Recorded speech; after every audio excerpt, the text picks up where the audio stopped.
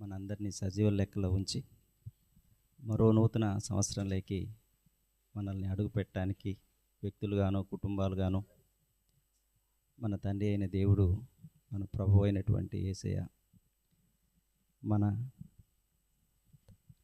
కాపరి అయినటువంటి పరిశుద్ధాత్మ దేవుడు నిరంతరం మనకు తోడుగా ఉన్నందుకు చిన్న ప్రార్థనతో కృతజ్ఞత తెలియజేసుకొని ఇది నా ధ్యానంలోకి వెళ్దాం. మా ప్రియ పరమ తండ్రి, మీ మహాకృపను కనికరాన్ని జ్ఞాపకం చేసుకుని మీ ప్రియకుమారు ద్వారా ప్రభువా, మీ పరిశుద్ధ దినంలో మీ ప్రియమైనటువంటి బిడ్డల మధ్య మరో ఆరాధన దినాన్ని గడపడానికి మీరు చూపిన కృపను జ్ఞాపకం చేసుకుంటూ ప్రభు దీనిడే నన్ను బిడ్డల మధ్య ఉంచి ప్రభువా, వారికి అవసరమైనటువంటి దిన వర్తమానం కొరకు ప్రభువా మీరు నిలబెట్టుకున్నందుకు వందనాలు, స్తుతులు, స్తోత్రాలు. అవును ప్రభువా, గత సంవత్సర ప్రారంభం నుంచి ఈ సంవత్సర చివరి వరకు ప్రభువా మీ బిడ్డలకు అనేక విషయాలు, అనేక అనుభవాలు, అనేక నాయన శోధనలు, సమస్యలు, సంతోషాలు మధ్య ఈ సంవత్సరం అంతా ప్రభువా మీ బలమైన బాహువుల మధ్య కాపాడుకుంటూ కనికరించుకుంటూ వచ్చారు. వందనాలు, స్తుతులు, స్తోత్రాలు. అన్ని అనుభవాలలో నుంచి నాయన మీరు చేయబెట్టి నడుపుకుంటూ వచ్చారు. స్తోత్రం. దయగల మా తండ్రి, ఆ బిడ్డల్ని ఇంకా బలపరిచే ప్రక్రియలో ప్రభువా గత నాయన ఆరాధనా దినంలో ప్రభు ఈ లోకంలో మీరు ఇచ్చినటువంటి మాకు ఆధ్యాత్మిక ఆయుధాలను వినియోగించుకునేటువంటి నైపుణ్యము గురించి ప్రభువా మీ దాసుల ద్వారా మాట్లాడటానికి మీరు కృప చూపించారు. వందనాలు, స్తుతులు, స్తోత్రాలు. దయగల మా తండ్రిగాను రాజుగాను ప్రభువుగాను మిమ్మల్ని అనేక విధాలుగా ప్రభువా గత సంవత్సరం అంతయు ప్రభు మీ రాజ్యం గురించి, మీ నీతి గురించి ప్రభువా మేము ధ్యానం చేసి అందులో నుంచి అనేకమైనటువంటి ఆత్మీయ సత్యాలు మేము గ్రహించడానికి మీరు కృప చూపించారు. నేటి దినంలో ప్రభువా పరిశుద్ధాత్మ దేవుని గురించి ధ్యానం చేయడానికి కృప చూపించండి. ఆత్మదేవ, మీ గురించి మాట్లాడే అర్హత నాకు లేనప్పటికీ మీరే మీ బిడ్డలకి ప్రభువా బయలుపరచుకున్నామని, తమ జీవన యాత్రలో ప్రభువా మీతో సహవాసం వారికి ఎంతో నెమ్మదిని, సమాధానాన్ని, సంతోషాన్ని, ప్రేమను, అనురాగాన్ని, ఆప్యాయతలను ఎలా అందిస్తుందో నాయన మీతో సహవాసం చేసే విధానాన్ని కూడా ప్రభువా బిడ్డలకు నేర్పండి. దయగల మా తండ్రి, రక్షకుడైన యేసయ్య గురించి గణపరచడానికి ఈ లోకంలో మీరు ఇష్టపడతారని తండ్రి, ఎక్కడైతే తండ్రి అయిన దేవుణ్ణి, కుమారుడైనటువంటి యేసయ్యని గణపరిచినప్పుడు మీరు ఆనందించి ఆ బిడ్డలకు తోడుగా ఉంటారన్న విషయాన్ని గ్రహించడానికి కృప చూపించండి. మీ కృపకు ఈ బిడ్డలను అప్పచెప్పుకుంటూ ఈ దినంలో ప్రభువా మీ దాసుని మరుగుపరిచి మిమ్మల్ని మీరు బయలుపరచుకునమని మీ ప్రియకుమారుడు మా రక్షకుడైన యేసయ్య నామములో ప్రార్థించి వేడుకుంటున్నాను పరమ తండ్రి, ఆమేన్. ప్రియ సహోదరులారా, గత సంవత్సరం అంతా మనము దేవుని రాజ్యం గురించి, అందులో ఆయన నీతిని, మనం ఎలాగూ ఆయనతో రైట్ రిలేషన్షిప్ను అంటే రైట్ సత్సంబంధాన్ని కలిగి ఉండాలో ధ్యానం చేస్తూ వచ్చాం. తండ్రి అయిన దేవుడు సర్వశక్తివంతుడని, మనకు సమస్తం సమకూర్చగలవాడని, మనకు సర్వాధికారని, మనందరి పట్ల ఆయనకు ఒక ప్రత్యేక సంకల్పం కలిగి ఉన్నాడని, అన్ని పరిస్థితులలో అన్ని కాలాలలో ఆయన మనల్ని ప్రొటెక్ట్ చేయగలిగిన గొప్ప కృపగల దేవుడని తండ్రి గురించి గణపరుస్తూ వచ్చాం. అలాగే కుమారుడైన దేవుడు యేసు ప్రభుల వారు మన రక్షకుడని, మనల్ని పాపం నుంచి, శాపం నుంచి విడుదల చేయగలడని రక్షకుడని, మన ప్రభు అని, మన రాజు అని, అలాగే మన ఆలోచనకర్త అని, మన సమాధానకర్త అని, మన మెస్సయ్య అని, మన అనేక రకాలుగా రాజులకు రాజు, ప్రభువులకు ప్రభు అని కుమారుడైనటువంటి యేసయ్యను గురించి మనం స్తుతించుకుంటూ వచ్చాం, గణపరుస్తూ వచ్చాం. నేటి దినంలో అతి కీలకమైన విభాగం మూడవ దేవుడైనటువంటి, అంటే త్రియేక దేవుడిలో మూడవ పార్శ్వం ఉన్నటువంటి పరిశుద్ధాత్మ దేవుడి గురించి మనము ధ్యానం చేద్దాం. ఇక్కడ ఈ ముగ్గురు గురించి మనకు సంపూర్ణమైన అవగాహన లేకపోతే, మనము ఆ ముగ్గురు మన జీవితాలలో ఆ మూడు పాత్రలు, ఆ పార్శ్వాలు మన గురించి మనకు తెలియకపోతే, మనము రక్షింపబడ్డప్పుడు కూడా ఈ భూమి మీద అనేక సమస్యలతో సతమవుతూ, ఒక చిన్న బిడ్డ ఒక సమస్య వచ్చినప్పుడు ఏమి చేయలేని పరిస్థితిలో నిస్సాయుడే ఎలా నిర్వీర్యంగా అయిపోతాడో అలా అయిపోతాం. పరిశుద్ధాత్మ దేవుడు గురించి మనకు సంపూర్ణమైన అవగాహన అవసరం. అందుకనే మనం ప్రార్థన చేసి చివరిలో ఆశీర్వాదం తీసుకునేటప్పుడు తండ్రి అయిన దేవుని ప్రేమ గురించి మాట్లాడుకుంటాం, కుమారుడైనటువంటి యేసయ్య కృపను గురించి మాట్లాడుకుంటాం, పరిశుద్ధాత్మ దేవుని సహవాసం గురించి మాట్లాడుకుంటాం. ఆ సహవాసం గురించి, ఆ సహవాసం ఎలాంటి పరిస్థితులలో పరిశుద్ధాత్మ దేవుడు మనతో ఉంటాడు అన్న విషయాన్ని మనం అవగాహన చేసుకున్నప్పుడు ఈ ప్రపంచంలో మనల్ని ఏ వ్యవస్థలు, ఏ అంశాలు కూడా ఆందోళనకు, భయాలకి, సమస్యలకి లోను కాకుండా మనల్ని ధైర్యపరుచుకొని ధైర్యంగా మనము ఈ లోకయాత్రను ముగించగలుగుతాం. ఇక్కడ ఎక్కువ మంది మనందరం కూడా రక్షణలోకి వచ్చడం వరకు తెలుస్తుంది. ఆ తర్వాత దేవునితో, పరిశుద్ధాత్మ దేవునితో సహవాసం చేయటం తెలియకపోవటం వల్ల అనేక ఆందోళనకరమైనటువంటి పరిస్థితులు మనం వింటూ ఉంటాం. సరే, ఈరోజు ఆ పరిశుద్ధాత్మ దేవుని నడిపింపు, ఆయన నడిపింపులో ఆయన ఎవరు, ఆయన తండ్రితోనూ కుమారునితోనూ ఎలాంటి సంబంధాన్ని కలిగి ఉన్నాడు, మనతో ఆయన మన జీవితాల్లో ఆయన పాత్ర ఏంటి, ఆయనతో మనము కలిసి నడవాలంటే మనము ఎలాంటి మనస్తత్వాన్ని కలిగి ఉండాలి, ఎలాంటి ప్రవర్తన కలిగి ఉండాలి, తద్వారా మన జీవితాలలో ఎటువంటి మేలులు కలుగుతాయి, ఆ మేలుల వల్ల మనము ఎటువంటి జీవన విధానం కలిగి ఉంటామన్న విషయాన్ని ధ్యానం చేద్దాం. మొదటగా పరిశుద్ధాత్మ దేవుడు ఎవరు అన్న విషయాన్ని ధ్యానం చేసే ముందు యోహాను సువార్త 16వ అధ్యాయం 12వ వచనం నుంచి 15వ వచనాలు ఒకసారి చూద్దాం. ఈరోజు నేను చెప్పే ప్రతి అంశాన్ని, ఎందుకంటే నేను గత సంవత్సరం నుంచి మీ మధ్యకు వస్తున్నప్పుడు అనేక మంది బాధల గురించి మాట్లాడుతున్నారు.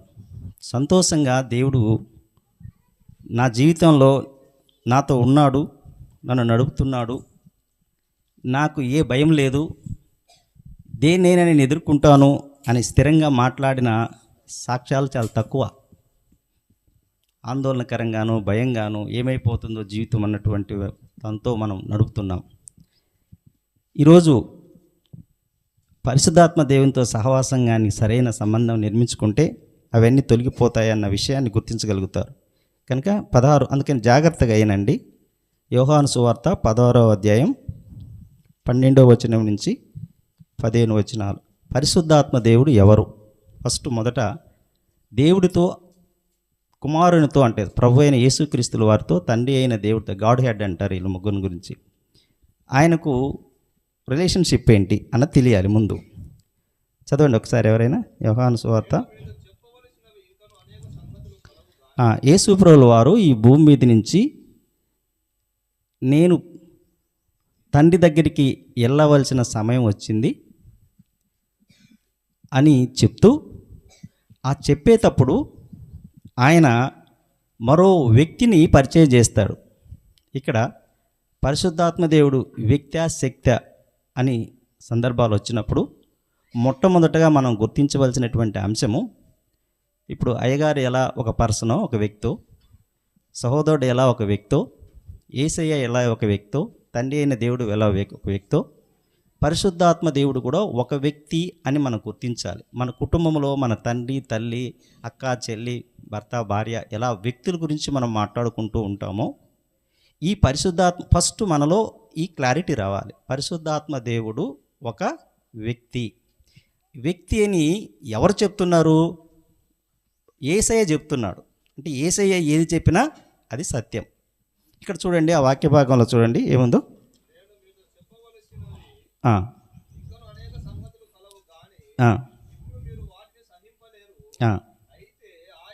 ఆయన అనగా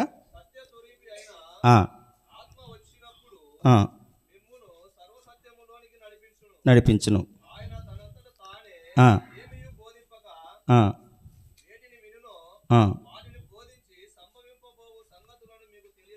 తెలియజేయను.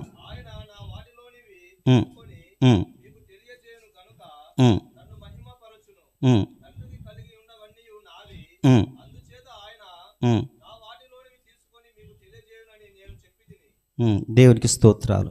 ఈ వాక్య భాగాన్ని మనం జాగ్రత్తగా గమనించినట్లయితే పరిశుద్ధాత్మ దేవుడు ఒక ఆయన అనే అంటున్నాడు. ఇక్కడ శక్తి అంటం లేదు. అంటే ఇక్కడ ఏమంటుండో ఒక మనిషి గురించి చెప్పినట్లుగా చెప్తున్నాడు.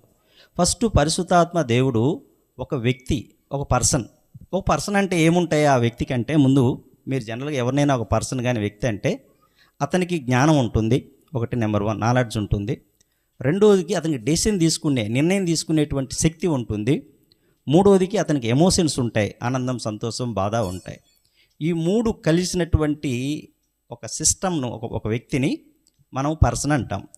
దానికి శరీరం తోడైనట్లయితే మనము మానవులు అంటాం. అంటే పరిశుద్ధాత్మ దేవుడు ఒక స్పిరిట్, ఆ స్పిరిట్లో అంటే ఒక పర్సన్, తండ్రి అయిన దేవుడు ఏ విధంగా అయితే స్పిరిట్ అయి ఉన్నాడో ఆ విధంగా ఒక పర్సన్. ఇక్కడ చూడండి, ఈయనను మొట్టమొదటగా ఇప్పుడు మీరు ఏదైతే చాలా విషయాలలో, నేనేదైతే చాలా విషయాలలో కష్టాలలో ఉన్నాము, ఇబ్బందుల్లో ఉన్నాము, బాధల్లో ఉన్నాము అన్నప్పుడు మనకు ఒక వ్యక్తి తోడు ఉంటే ఆ వ్యక్తి మనల్ని ఆ సమస్య నుంచి నడిపించగలుగుతాడు అన్న ధైర్యము, కాన్ఫిడెన్సు, ట్రస్ట్ మనకు ఉన్నట్లయితే మనలో నుంచి ఆందోళన వెళ్ళిపోతుంది. కనుక ఇక్కడ ఏం చెప్తారు, యేసు ప్రభువుల వారు చెప్తున్నారు. ఇక్కడ వేరే భక్తులు చెప్పలేదు, ప్రవక్తలు చెప్పలేదు. యేసయ్యే తన నోటితో తను మనకు చెప్తున్నప్పుడు ఆయన ఒక వ్యక్తి అని ఒకటి చెప్పాడు. రెండోది ఆయన ఏమంటున్నాడంటే ఆయన సర్వసత్యంలోనికి మనల్ని నడిపిస్తాడంట. అంటే ఈ భూమి మీద మనం ఎలా జీవించాలో, ఎందుకోసం వచ్చామో, ఏ పని కోసం వచ్చామో, ఇలాంటి బంధాలు ఉంటాయో వాటిని మనం సక్రమంగా సరైన రీతిలో ఎలా నిర్వర్తించాలో నడిపించడానికి కావాల్సినటువంటి దైవికమైనటువంటి జ్ఞానము ఆయన దగ్గర ఉంటుంది. అంటే ఆయన ఏం చేస్తాడు, మనల్ని నడిపిస్తాడు. ఇక్కడ మీరు జాగ్రత్తగా ఒక విషయాన్ని గమనించినట్లయితే ఆది కాలంలో యేసయ్య ఈ భూమి మీదకి రాకముందు తండ్రి అయిన దేవుడు మనకు కనపడుతూ ఉంటాడు. అంటే మొదటి ఆయన యొక్క స్వరూపము తండ్రి అయిన దేవుడు ఒక పర్సన్గా కనపడతాడు. తర్వాత భూమి మీద 3.5 సంవత్సరాలు యేసయ్య కనపడతాడు. యేసయ్య కనపడిన సందర్భము ఫిజికల్గా 3.5 సంవత్సరాలు. ఇక్కడ ఈయన ఏం చెప్తున్నాడో చూడండి. ఇక్కడ ఆయన ఏమంటూ నడిపించడని చెప్తున్నాడు. అంటే ఆయన ఒక ఆదరణకర్త వస్తాడని చెప్తున్నాడు. అంటే నేను వెళ్తే కానీ ఆయన రాడు. అంటే ఇప్పుడు ఎవరు ఈయన? దేవుని యొక్క ప్రతినిధి. ఈ పరిశుద్ధాత్మ దేవుడు ఎవరు? ఇప్పుడు భూమి మీద ఈ కాలంలో దేవుని యొక్క రిప్రజెంటేటివ్. అంటే రెండో అంశం, ఒకటి ఆయన ఒక వ్యక్తి అని తెలిసింది. రెండోది ఆయన గురించి ఏం తెలుసుకున్నాం ఇప్పుడు? దేవుని యొక్క ప్రతినిధి అని తెలిసింది. అంటే దేవుని యొక్క స్థానంలో భూమి మీద మనల్ని నడిపించేటువంటి వ్యక్తి ఎవరు? ఇప్పుడు మన సమస్యలు ఎవరికి చెప్పుకోవాలి? మొట్టమొదట మనం ఎవరికి చెప్తున్నాం? ఇప్పుడు ఇక్కడ ఒక సమస్య సాల్వ్ చేసేటువంటి ఇప్పుడు ఒక విలేజ్ సెక్రటరీ ఉన్నాడు, ఎక్కడో వాళ్ళ ఆఫీసర్ ఉంటాడు. మొట్టమొదటి ఎవరు చెప్పుకుంటాం? మనం సెక్రటరీకి చెప్పుకుంటాం. అలాగే మన సమస్య ఏదైనా మనం మొట్టమొదట కనెక్ట్ కావాల్సిన వ్యక్తి ఎవరు? రిప్రజెంటేటివ్, గాడ్స్ రిప్రజెంటేటివ్ అంటే ప్రతినిధి. అంటే పరిశుద్ధాత్మ దేవుడు రెండోది దేవుని యొక్క ప్రతినిధి. ఆయన ఆధ్వర్యంలో దేవుని రాజ్యం కట్టబడుతుంది. ఆయన ఆధ్వర్యంలో దేవుని కుటుంబాలు కట్టబడతాయి. ఆయన ఆధ్వర్యంలో దేవుని రాజ్యం విస్తరించబడతాయి. ఈ భూమి మీద దేవుడు సాతాను గురించి ఆలోచించటం అన్నది నెక్స్ట్ స్టెప్లో ఆలోచిస్తాడు. మొట్టమొదటి ఏంటి? ఆయనకి తన కుటుంబాన్ని నిర్మించాలి, తన రాజ్యాన్ని నిర్మించాలి, తన ప్రజలను ముందు తయారు చేయాలి. అందుకని ఆ పనిని, తన కుటుంబాన్ని నిర్మించే పనిని, తన రాజ్యాన్ని నిర్మించే పనిని, తనకు ప్రజలు నిర్మించే పనిని దేవుడు ఎవరికి అప్పచెప్పాడు? మొట్టమొదట ఎవరికి అప్పచెప్పాడు? ఇప్పుడు చెప్పిన ఆయన ప్రతినిధికి అప్పచెప్పాడు. ఆ ప్రతినిధి ఎవరు? ఇప్పుడు పరిశుద్ధాత్మ దేవుడు. అంటే రెండో విషయం మనకేమర్థమైందంటే పరిశుద్ధాత్మ దేవుడు దేవుని యొక్క ప్రతినిధి ఈ భూమి మీద. ఇప్పుడు ఈ కాలంలో మరలా యేసు ప్రభువుల వారు తిరిగి వచ్చేంత వరకు, అంతవరకు దేవుని యొక్క ప్రతినిధి ఎవరు? రెండో విషయం మనకు అర్థమైంది. మూడోది ఈయన ఏమంటున్నాడంటే ఇక్కడ చూడండి, ఈ వాక్యంలోనే తానేమి బోధింపక వేటిని వినునో వాటిని బోధించి, ఇక్కడ చూడండి దానికన్నా దాని తర్వాత ఏముంటుందంటే తండ్రి ఎన్ని నావి వాటిలో నుంచి తీసుకొని మనకిస్తాడంట. అంటే ఈయన ఒక అడ్మినిస్ట్రేటర్. అంటే దేవుని యొక్క సంపద మొత్తానికి ఒక కస్టడీని ఎవరిప్పుడు భూమి మీద ఉన్న దేవుని యొక్క బిడ్డలకు ఉన్న దేవుని వనరులన్నిటికీ ఒక స్టోర్ కీపర్ లెక్క ఉండి, జనరల్గా ఏదైనా ఒక సంపద ఉందంటే దానికి అంతటికీ ఒక అడ్మినిస్ట్రేటర్, ఒక పరిపాలకుడు ఉంటాడు. అంటే ఈయన ఎవరు ఇప్పుడు? పరిశుద్ధాత్మ దేవుడు దేవుని యొక్క ప్రతినిధితో పాటు దేవుని సర్వ సంపదలకు కాపరి. అంటే ఇప్పుడు మీరు ఏదైనా కొరత ఉంటే ఎవరిని అడగాలి? అంటే మొట్టమొదటి ఎవరికి అడగాలి? నాకు డబ్బులు లేవు, ఎవరిని అడగాలి నేను? పరిశుద్ధాత్మ దేవుడిని ఆయన ఇచ్చేవాడు ఆయన. అయితే ఆయన తన్ని చెప్తేనే ఇస్తాడు, ఎవరికి ఇవ్వాలో తన్ని చెప్తాడు, వాళ్ళకే ఇస్తాడు. కానీ ఎవరి కస్టడీలో ఉంది? సహజంగా మీరు జాగ్రత్తగా లోక సంబంధమైన జ్ఞానాన్ని చూసినట్లయితే, ఇక్కడ మీరు భోజనాలు పెడుతున్నారు అనుకుందాం. ఆ భోజనాలు పెట్టే దగ్గర మీ ఫ్రెండ్స్ ఎవరైనా ఉన్నారనుకోండి, వడ్డించే వాళ్ళల్లో కొత్త వాళ్ళు వచ్చారు. ఇప్పుడు ఆ ఫ్రెండ్కి ఎక్కువ సమకూరుస్తాడా, కొత్త వాళ్ళకి సమకూరుస్తాడా? జనరల్గా తెలిసిన వాళ్ళకి వేస్తూ ఉంటారు. అంటే ఇక్కడ ఎందువల్ల? వాళ్ళిద్దరి మధ్య స్నేహం ఉంది, వాళ్ళిద్దరి మధ్య ఒక ఇంటిమెస్సీ ఉంది. సో ఇప్పుడు యేసు ప్రభువుల వారు తన ధననిధిని ఎవరి చేతిలో పెట్టాడు? తండ్రి అయిన దేవుడు తన నిధిని ఎవరి చేతిలో పెట్టాడు? యేసు ప్రభువులు పెడితే యేసు ప్రభువుల వారు ఈ భూమి నుంచి వెళ్తూ మళ్ళీ ఎవరి చేతిలో పెట్టాడు? పరిశుద్ధాత్మ దేవుడి చేతిలో పెట్టాడు. మనకు 3 విషయాలు అర్థమైనాయి. ఒకటి, ఆయన ఒక వ్యక్తి అని. రెండోది, దేవుని ప్రతినిధి అని. సర్వసంపదకి ప్రతినిధి అని అర్థమైంది.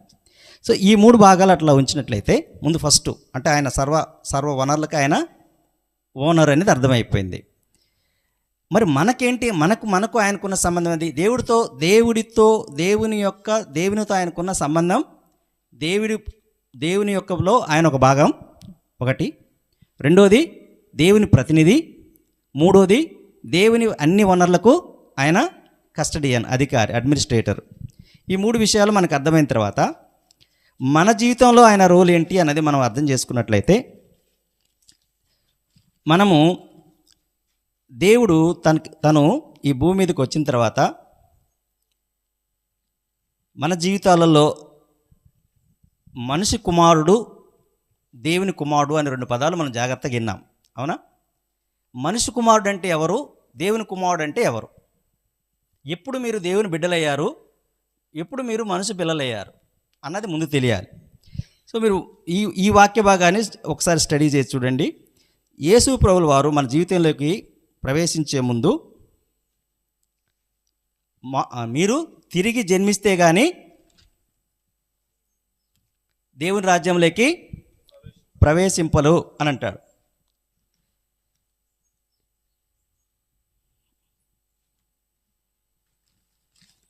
యోహాను సువార్త 3వ అధ్యాయము 58వ వచనం ఒకసారి చూడండి. యోహాను సువార్త, సరే దానికన్నా ముందు యోహాను సువార్త 14వ అధ్యాయము 16, 17 వచనాలు చదువుదాం. మనతో ఏంటి సంబంధం? పరిశుద్ధాత్మ దేవుడు మన జీవితాలలో ఎలా ఆయన పెనవేసుకుపోయి ఉన్నాడు?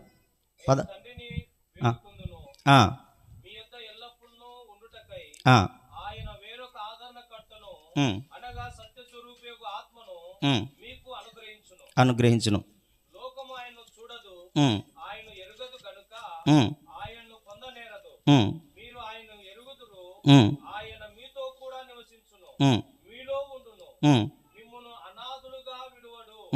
మీ యొద్దకు వత్తును, కొంతకాలమైన తరువాత లోకము నన్ను మరి ఎన్నడూ చూడదు. అయితే మీరు నన్ను చూతురు, నేను జీవించుచు ఉన్నాను గనుక మీరును జీవింతురు. ఇంతవరకు ఆగుదాం. ఇక్కడ చూడండి, ఈ పరిశుద్ధాత్మ దేవుడంట మనతో ఎల్లప్పుడూ అనే పదం ఒకటి ఇంపార్టెంట్. ఇప్పుడు మనం ఏమనుకుంటాము? పరిశుద్ధాత్మ దేవుడు మనకు నింపబడలేదు అనుకుంటాం, మన దగ్గర లేడు అనుకుంటాం. ఆయన ఏం చెప్తున్నాడు? ఎల్లప్పుడూ ఉంటాడంట. ఆయన ఉన్న సంగతిని మనం గ్రహించే కెపాసిటీ మనకు లేదు, అది మనం గుర్తించాలి. అంటే పరిశుద్ధాత్మ దేవుడు మనతో ఎల్లప్పుడూ ఉంటాడు అన్న విషయాన్ని గుర్తుపెట్టుకోవాలి. అలాగే యోహాను సువార్త 3:58 ఒకసారి చదువుదాం చూడండి. 3వ అధ్యాయము 58వ వచనం. 5 నుంచి చదువులే, 3:5 నుంచి చదువు. 5 చదువులు, 5 నుంచి 8 వరకు చదువు. ఆ, ఒకడు నీటి మూలముగాను ఉమ్, ఆత్మ మూలముగాను జన్మించితేనే గాని ఉమ్. దేవుని రాజ్యంలో ప్రవేశింపలేడని నీతో నిశ్చయముగా చెప్పుచున్నాను. ఇక్కడ ఆగుదాం. ఇక్కడ చూడండి, పరిశుద్ధాత్మ దేవుడు దేవుని అంటే శరీరం పరంగా, దాని తర్వాత చదువుమా. శరీర మూలంగా జన్మించినది శరీరమును, ఆత్మ మూలంగా 6వ వచనం. మీరు మూలముగా జన్మించినది శరీరమును, ఉమ్, ఆత్మ మూలముగా జన్మించేది ఆత్మయై ఉన్నది. అంతవరకు ఆగుదాం. ఇప్పుడు చూడండి, శరీరం మూలంగా మనందరము ఎవరి పిల్లలము, ఎవరు వారసులము? మన తండ్రి, మొదటి తండ్రి ఎవరు? ఆదాం, అవునా? శరీరం మూలంగా ఇప్పుడు మనం భూమి మీద ఉన్నటువంటి మనుషులందరూ ఆదాం సంతతి. అందుకనే మనుషుల కుమారులు లేదా మనుషుల పిల్లలు అంటారు. మనిషి పిల్లలు లేదా మనుషుల కుమారులు అంటారు. ఎప్పుడు మనం దేవుని పిల్లలు అవుతాము అంటే పరిశుద్ధాత్మ ద్వారా మాత్రమే మనం దేవుని పిల్లలం అవుతాం. అంటే మన జీవితాలలో మనము దేవుని పిల్లలు ఎప్పుడవుతున్నాము? యేసు ప్రభువు మీద నమ్మకం ద్వారా, దేవుని వాక్యం ద్వారా మనము పరిశుద్ధాత్మ దేవుడు మన జీవితాలలో ఒక నూతనమైన జీవితాన్ని, నూతనమైన పుట్టుకను మనకు ప్రసాదిస్తాడు. మన జీవితాలు ఏం చేస్తాడు? నూతనమైన పుట్టుక. అంటే ఇప్పుడు మనం తిరిగి జన్మించినామనుకోండి, ఏంటి ఆ నూతనమైన పుట్టుక? ఇప్పుడు పరిశుద్ధాత్మ దేవుడి ద్వారా ఏమవుతామున్నాము? దేవుని పిల్లలమవుతున్నాం. ఇక్కడ చూడండి, మొట్టమొదట మన జీవితాలలో పరిశుద్ధాత్మ దేవుడు మనకు చేసేటువంటి మేలు. ఎక్కడైతే ఒకవేళ పరిశుద్ధాత్మ దేవుడు లేడు అనుకుందాం, మన జీవితాలలో లేడు అనుకుందాం, మనం దేవుని పిల్లలు అవుతామా, మనుషుల పిల్లలు అవుతామా?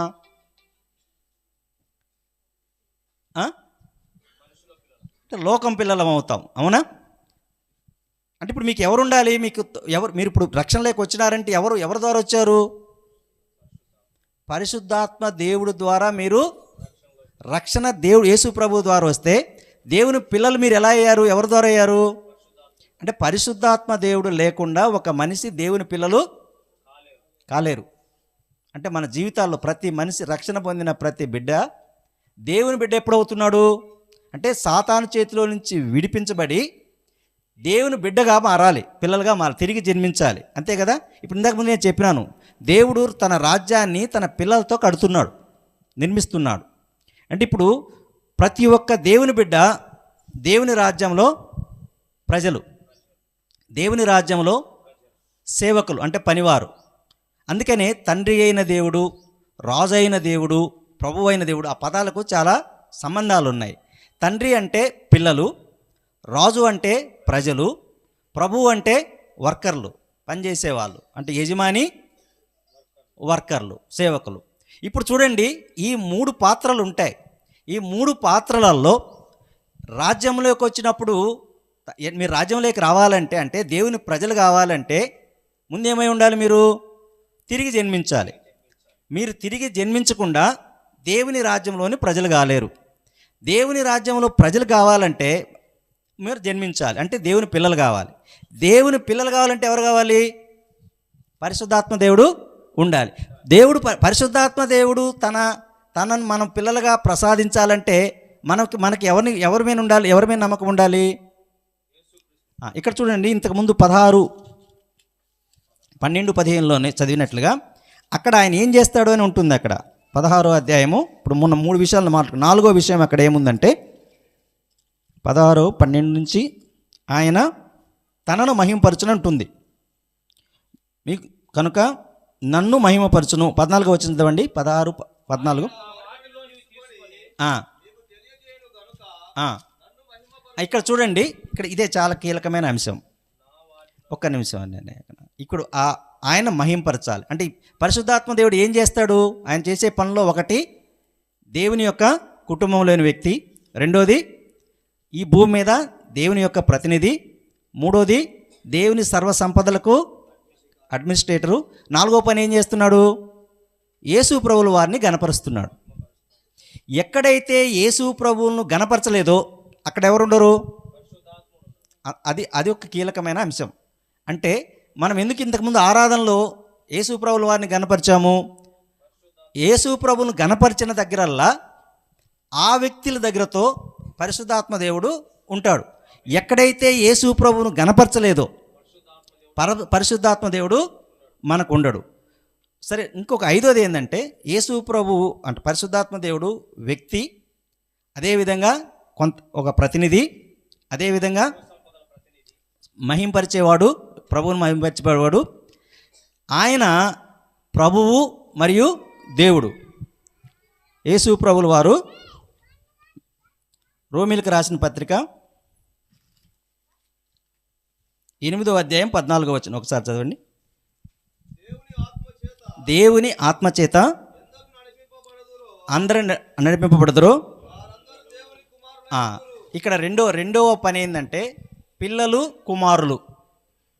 పిల్లలు ఇప్పుడు చిన్నపిల్లలు ఉన్నారనుకోండి, వాళ్ళు పనులు చేయగలుగుతారా అంటే కుమారుడికి పిల్లలకి బిడ్డకి తేడా ఏంటంటే కుమారుడు సర్వస్వతంత్రంగా రెస్పాన్సిబిలిటీ బాధ్యతను తీసుకుంటాడు, తండ్రి యొక్క బాధ్యతను తీసుకుంటాడు.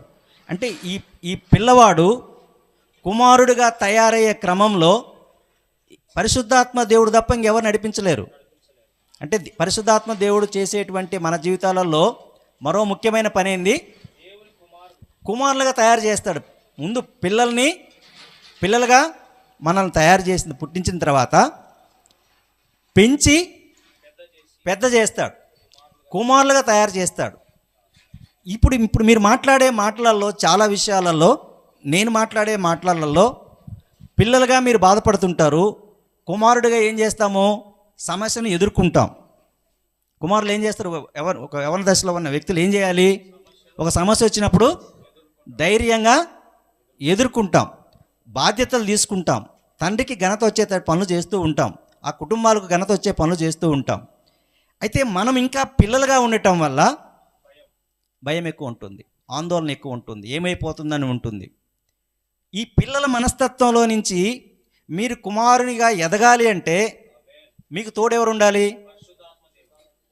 అంటే నేను చెప్పిన కొన్ని పదాలలో, దేవుడు మనతో మాట్లాడిన పదాలలో పరిశుద్ధాత్మ దేవుని యొక్క పాత్ర మనకు అర్థమైతే, నేను దేవుని బిడ్డ కావాలంటే నాకు ఎవరు కావాలి, నేను దేవుని కుమారుని కావాలంటే ఎవరు కావాలి, దేవుని ఆత్మ కావాలి, పరిశుద్ధాత్మ దేవుడు కావాలి. సో ఇక్కడ సహోదరులారా, ఎక్కడ పరిశుద్ధాత్మ దేవుడు ఎవరితో ఏ విధంగా ఆయనతో రిలేషన్షిప్ మనం మెయింటైన్ చేయాలని తెలుసుకోవాలి.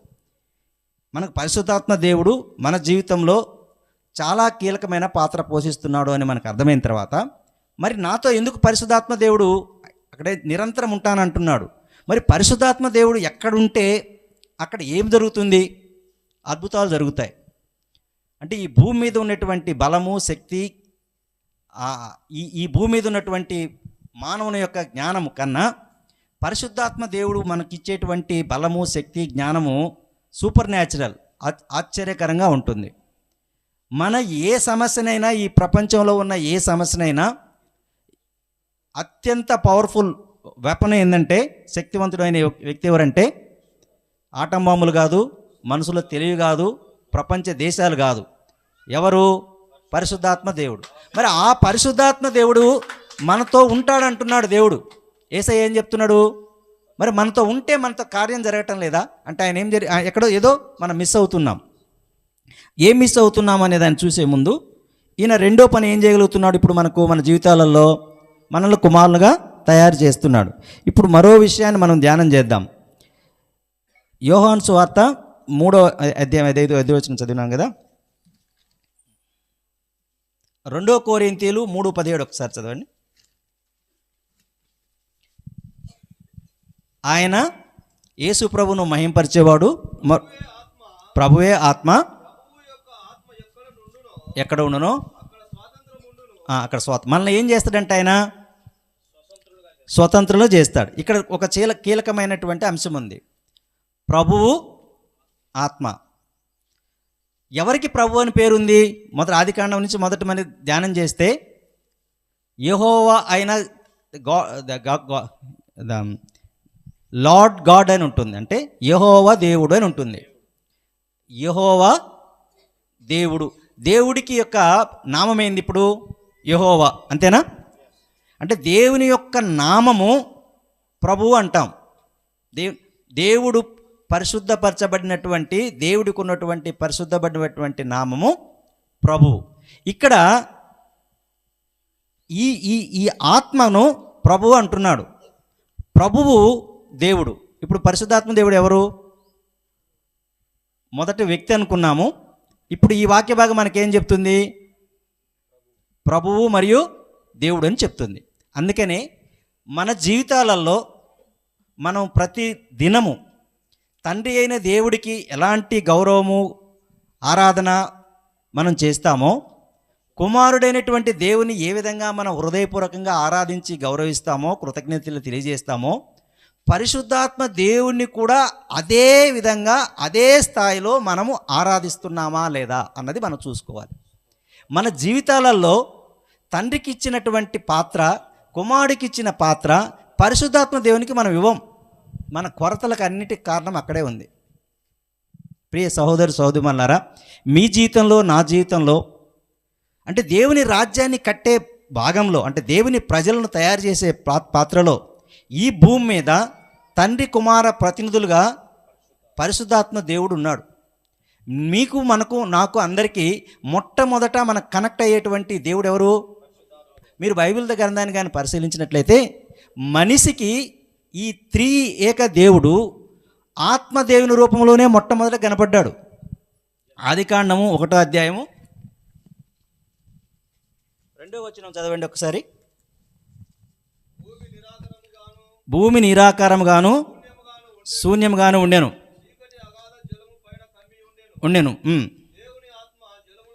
ఇక్కడ ఈ అంటే ఇక్కడ చూడండి, త్రియేక దేవుని యొక్క స్వరూపాలలో, అంటే ఆయన యొక్క ఆ రూపాలలో తండ్రి మొదట కనపడలా, కుమారుడు మొదట కనపడలా.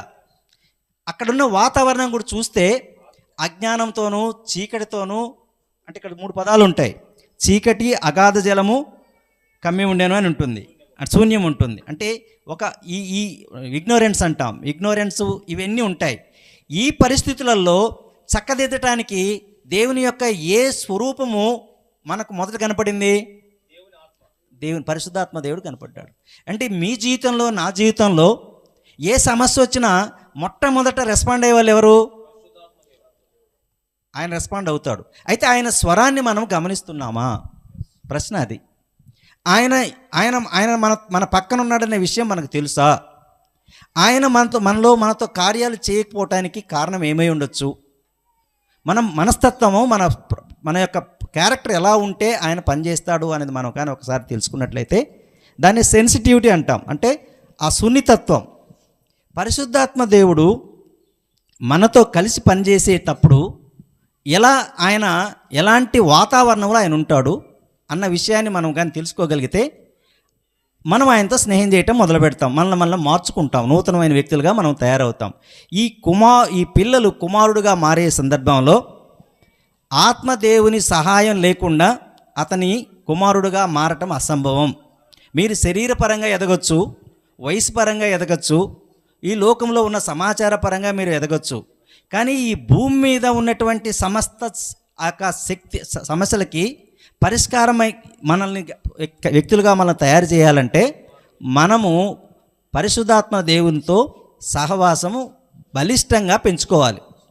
అందుకనే మనం ప్రతి ప్రార్థన చివరిలో పరిశుద్ధాత్మ దేవుని యొక్క సహవాసం మనందరికీ తోడై ఉండునుగాక అంటాం. కానీ ఎట్లా ఆ సహవాసాన్ని పెంచుకోవాలి అన్న విషయాన్ని మనం జాగ్రత్తగా చూసే ముందు, పరిశుద్ధాత్మ దేవుడు కానీ తోడుంటే,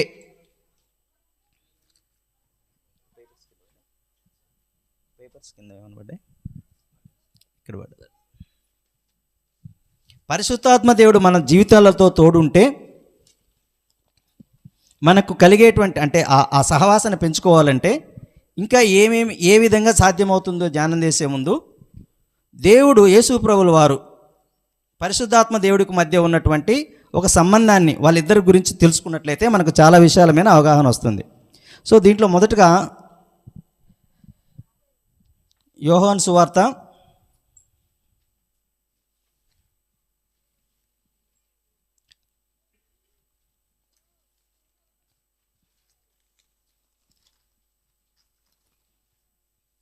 1వ అధ్యాయం 29వ వచనం ఒకసారి చూద్దాం.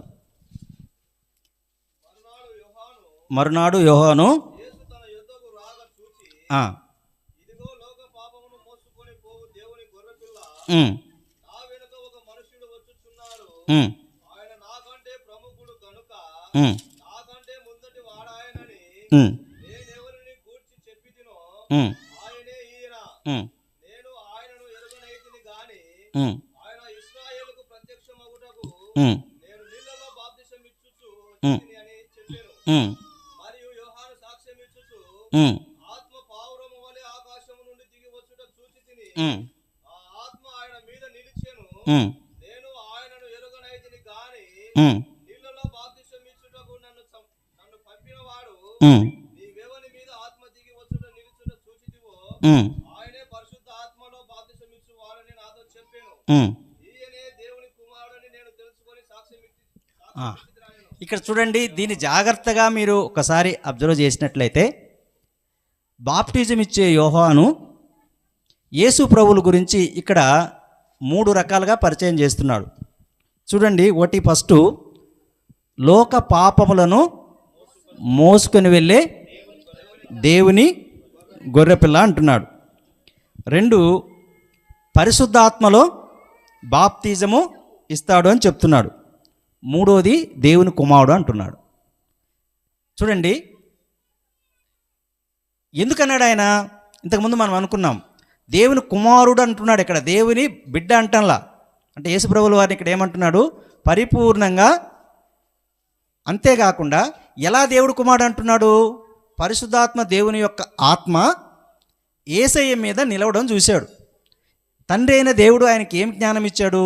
ఎవరి మీదైతే పరిశుద్ధాత్మ దేవుడు నిలిచి ఉంటాడు, అక్కడేం లేదు.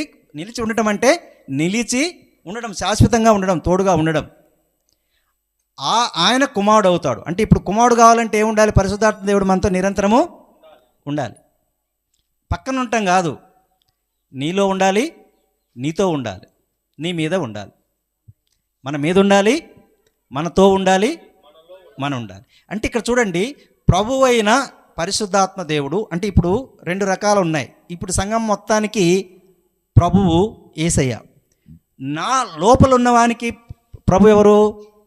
పరిశుద్ధాత్మ దేవుడు. మీకు అందుకని కన్ఫ్యూజన్ రాకూడదు. సమస్త సంఘాలన్నిటికీ, సమస్త వ్యవస్థలన్నిటికీ ప్రభు ఎవరు? తండ్రి అయిన దేవుడు. మీరు ఈ ప్రభు అనే పదంలో సంఘానికి యేసు ప్రభు రాజు అయితే, సమస్తానికి తండ్రి అయిన దేవుడు రాజు అయితే, ఒక్కొక్క వ్యక్తిలో ఆ వ్యక్తి లోపల ఉన్నటువంటి ఆలోచనలకు, క్రియలకు రాజు ప్రభు ఎవరై ఉండాలి? ఇప్పుడు మీకు యజమాని ఎవరై ఉండాలి? మొదటగా సంఘానికి యజమాని ఎవరై ఉండాలి? యేసు ప్రభుల వారు ఉండాలి. మొత్తానికి యజమాని ఎవరై ఉండాలి? తండ్రి అయిన దేవుడు. సో ఈ చిన్న ఇవన్నీ అందుకని త్రియేక దేవుడు అన్న పదాన్ని జాగ్రత్తగా స్టడీ చేస్తే ఆ ఒక్కడిలో ఈ ముగ్గురు ఒక్కొక్క దశలో ఓ స్థాయిలలో మనకు ప్రత్యక్షపడుతూ ఉంటారు. వీళ్ళు ముగ్గురు కాదు, అలా అని ఒకే సమయంలో ముగ్గురు కొన్నిసార్లు కనపడతారు. అంటే యేసు ప్రభుల వారు పుట్టుకలో ముగ్గురు ఒకేసారి కనపడతారు. యేసు ప్రభుల వారు బాప్టిజం తీసుకున్నప్పుడు ముగ్గురు కనపడతారు. యేసు ప్రభు వారు మరణంలో ముగ్గురు కనపడతారు. యేసు ప్రభుల వారు పునర్ధానంలో ముగ్గురు కనపడతారు. యేసు ప్రభు 2వ రాకలో మళ్ళీ ముగ్గురు కనపడతారు. అంటే యేసు ప్రభువుల వారి జీవితంతో వీళ్ళు ముగ్గురు కనపడతారు.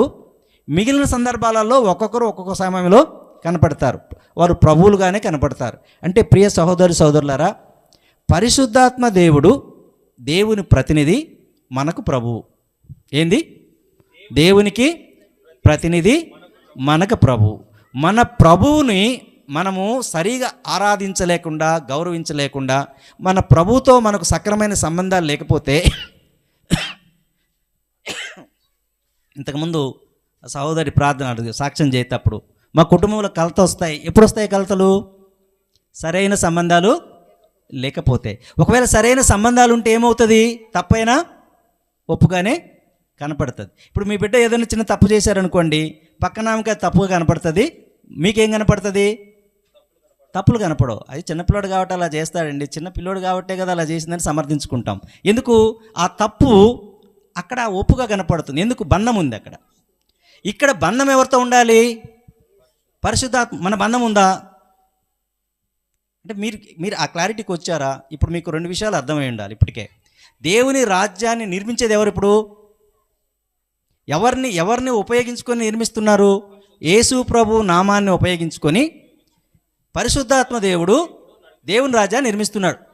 నేను మళ్ళీ అన్నిటికీ ఆ దేవుడి రాజ్యంతోనే కనెక్ట్ అవుతుంటుంది. అందుకనే మొదట దేవుని రాజ్యం స్టడీ చేయమంటే, దేవుని రాజ్యాన్ని స్టడీ చేస్తే దేవుని రాజ్యంలో మనకు ఒక విషయం అర్థమయ్యేది ఏంటంటే, దేవుని రాజ్య నిర్మాణ క్రమాన్ని ఎవరు నిర్మిస్తున్నారు? ఇప్పుడు పరిశుద్ధాత్మ దేవుడు నిర్మిస్తున్నాడు. ఎలా? దేవుని రాజ్యంలోకి వచ్చే ప్రతి ఒక్కరు దేవుడి పిల్లలై ఉండాలి. దేవుడి పిల్లలు కావాలంటే ఏం కావాలి? ఎవరు ఉండాలి? వాళ్ళకి పరిశుద్ధాత్మ దేవుడు ఉండాలి. అయితే ఎవరిని ఉపయోగించుకొని, అంటే ఎవరి మీద నమ్మకంతో ఇదంతా సాధ్యమవుతుంది? యేసు ప్రభువులు ఉంటే సాధ్యమవుతుంది. అంటే పరిశుద్ధాత్మ దేవుడు యేసు ప్రభువులు ఏ పనిలోనైనా ఇద్దరు కలిసి ఉంటారు. అంటే దేవుని రాజ్యము నిర్మించే ప్రాసెస్లో మనకు అత్యంత మన ఇంటర్నల్ అంటే వ్యక్తిగతంగా ప్రభు ఎవరంటే ఇక్కడ మనం గమనించవలసింది పరిశుద్ధాత్మ. అందుకని యేసుక్రీస్తు అందరికీ ప్రభువు. యేసుక్రీస్తు నాకు ఒక్కడికే ప్రభు అనలే అక్కడ. కానీ పరిశుద్ధాత్మ దేవుడు నాకు ప్రభువే, మనకు ప్రభువే. నా వ్యక్తిగతంగా నాకు ప్రభు, పర్సనల్. అంటే ఇంటర్నల్ అంటాం. అంటే ఎక్స్టర్నల్ అంటే సంఘం మీద యేసుక్రీస్తు ప్రభువు ఉంటాడు. సంఘంలో వ్యక్తులలో పర్సనల్గా పరిశుద్ధాత్మ దేవుడు ఉంటాడు. సరే, ఇక్కడ ఈ వాక్య భాగాన్ని మనం ధ్యానం చేసినప్పుడు అంటే యోహాను 1:29 నుంచి 1:32-34 ఒకసారి చదవండి.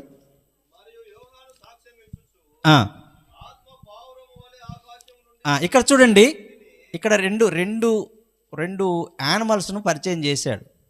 ఒకటి గొర్రెపిల్ల, రెండోది పావురం. వీళ్ళిద్దరి మధ్య సఖ్యత ఉంది, అవునా? ఇప్పుడు మాట్లాడుకున్న దాన్ని బట్టి యేసు ప్రభుల వారు అభిషేకం నొందిన తర్వాత చాలా అద్భుతాలు చేశాడు. యేసు ప్రభులు అభిషేకం అయిపోయిన తర్వాత, అంతకుముందు ఆయన అభిషేకం నొందిన తర్వాత జరిగే ప్రక్రియలు చూడండి. అపోస్తల కార్యాలు 10:38 చూడండి ఒకసారి. 10:38 అపోస్తల కార్యాలు. అదేదనగా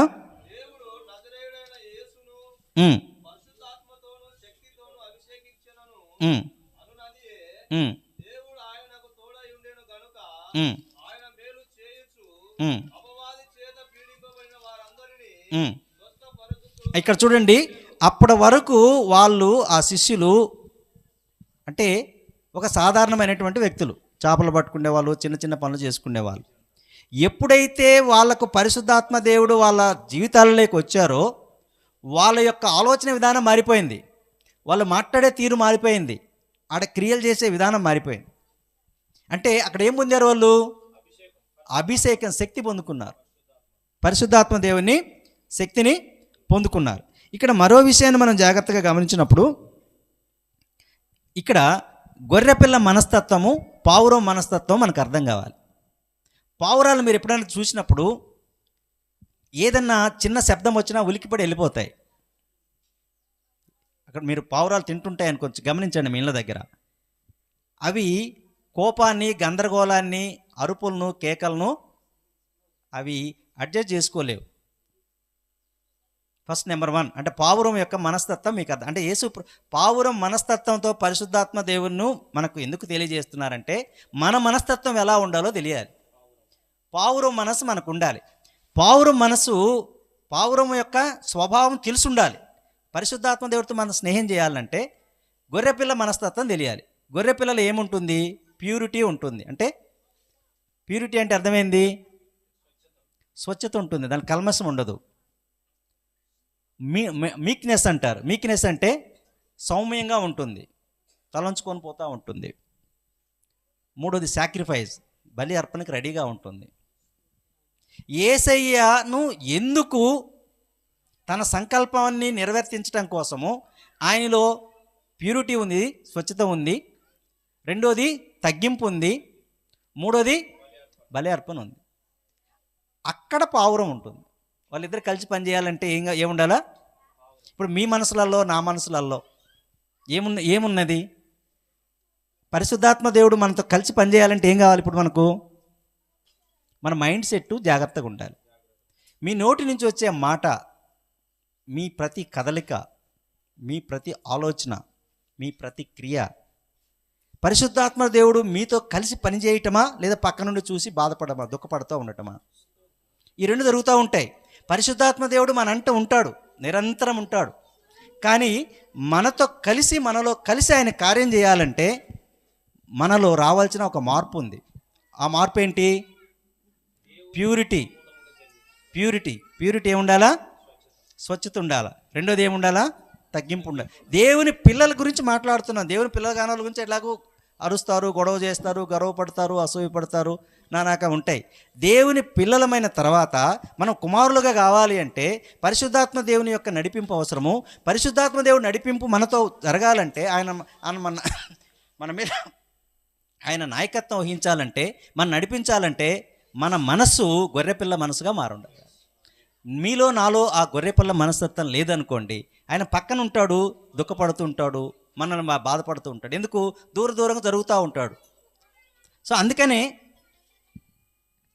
మనం గమనించవలసినటువంటి అతి విలువైన అంశాలు ఏంటి అంటే, మనం ఎలా ఉన్నాం, మనం ఎదగాలంటే, మనం కుమారులుగా తయారు కావాలంటే మన మనస్తత్వం ఎలా ఉందో మనము ధ్యానం చేయాలి. ఒకసారి మీరు, నేను వాటిని గురించి పరిశీలించుకోవాలి. సరే, ఇక్కడ గమనించినట్లయితే గర్విష్ఠులు ఆయనకు ఇష్టం ఉండదు. ఏ విషయాలలో ఆయనకి ఇష్టం ఉండదో తెలుసుకుంటే గర్విష్ఠులు ఉండరు. సొంత స్వీయ అన్వేషణ అంటే తమ సెల్ఫ్ బూస్టింగ్ అంటారు. వాళ్ళ గురించి వాళ్ళు గొప్పలు పట్టుకోవటము, దూకుడు స్వభావం కలిగినటువంటి ప్రాంతాలలో పరిశుద్ధాత్మ దేవుడు ఉండడు. మీలో దూకుడు స్వభావం ఉన్నా, మీలో గర్వం ఉన్నా, మీ అంత గొప్ప లేదని మీరు అనుకున్నా, నా అంత గొప్ప లేదని నేను అనుకున్నా, పరిశుద్ధాత్మ దేవుడు ఉండడు. పరిశుద్ధాత్మ దేవుడు యేసు ప్రభువు మీదకి రావడం వల్ల ఆయన అనేక రకమైనటువంటి అద్భుతాలు చేశాడు. అది ఒక విషయాన్ని మనము గమనించాలి. ఇది లూకాసు వార్త 4వ అధ్యాయం 14 నుంచి 21 వచనాలు ఒకసారి ధ్యానం చేద్దాం. లూకాసు వార్త. యేసు ప్రభువుల వారి జీవితంలో వాళ్ళిద్దరు, అంటే యేసు గొర్రెపిల్ల మనస్తత్వం కలిగిన యేసయ్యతో పరిశుద్ధాత్మ దేవుడు కలిసి ఉండటం వల్ల ఏం జరిగాయి ఆయన జీవితంలో చూద్దాం. 4వ అధ్యాయం 14-21.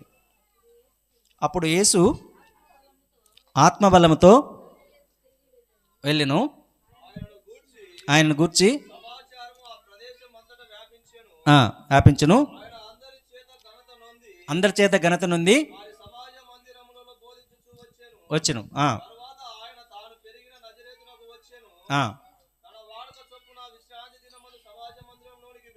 వెళ్ళి ఉండగా ఇవ్వబడను. ఇప్పగా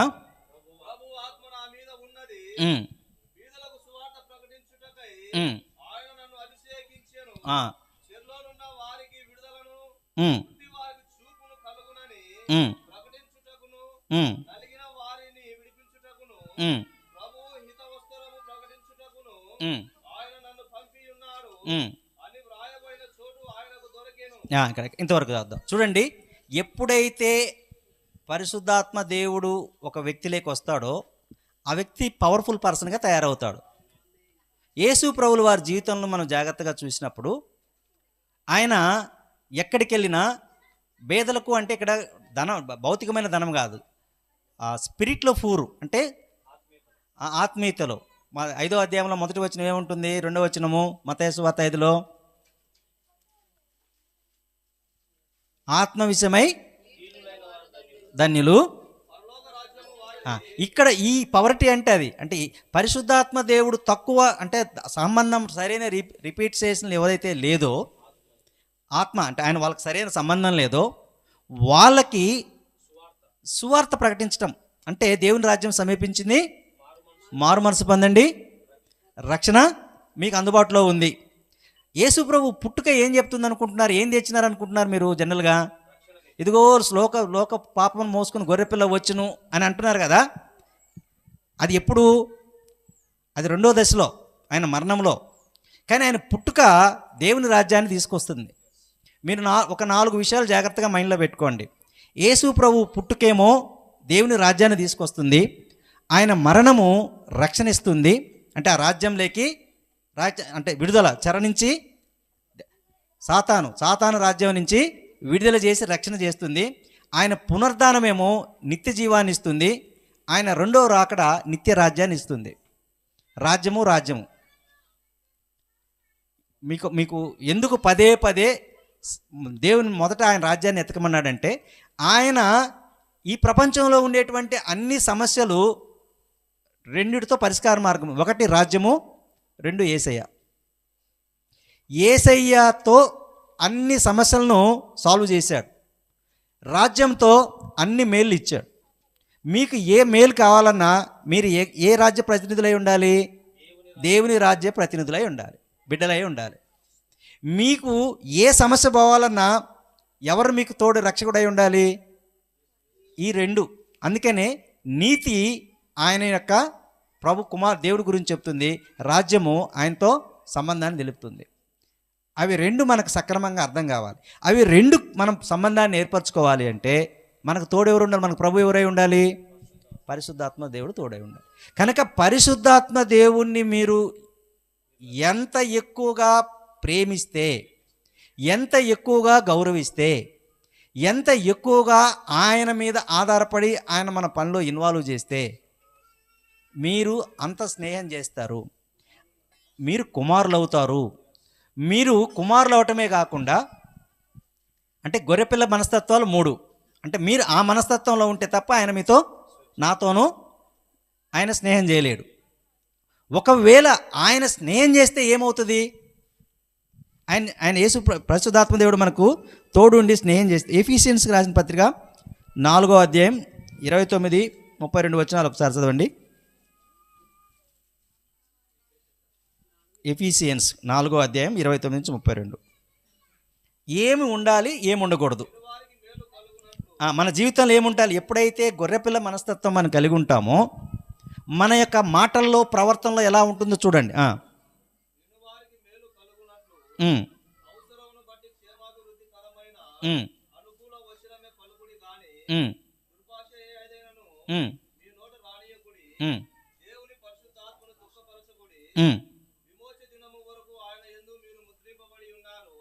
సమస్తమైన ద్వేషము, కోపము, క్రోధము, అల్లరి, దూషణ, సకలమైన దుష్టత్వము మీరు విసర్జించుడి.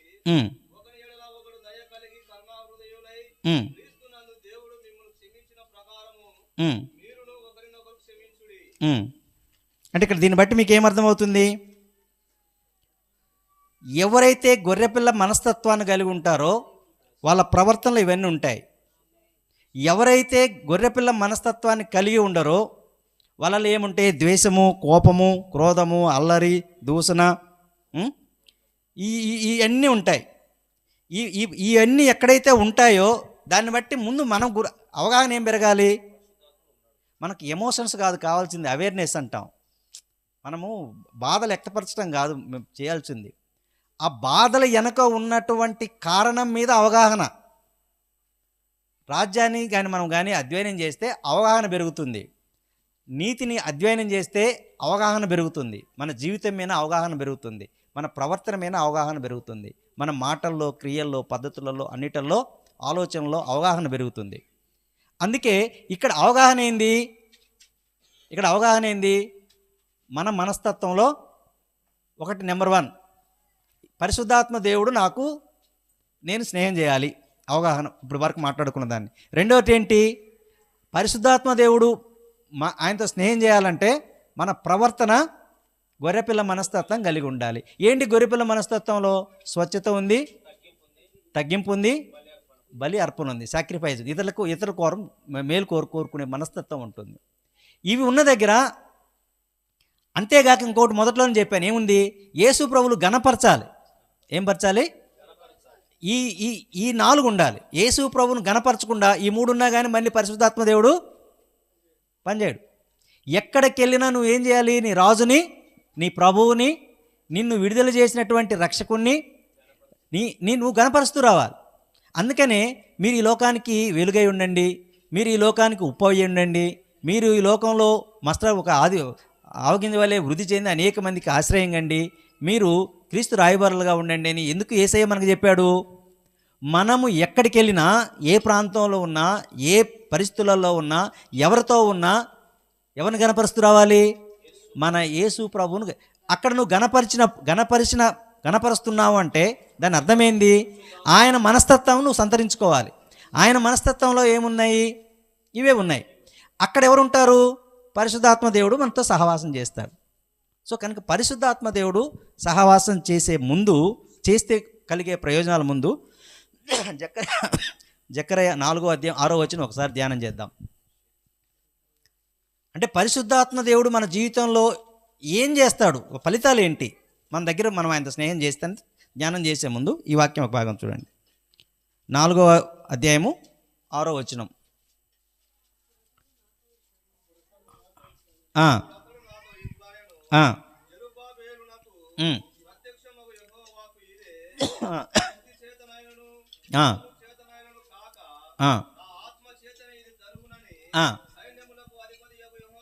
ఇక్కడ చూడండి, తండ్రి అయిన దేవుడు చెప్తున్నాడు ఈ మాట.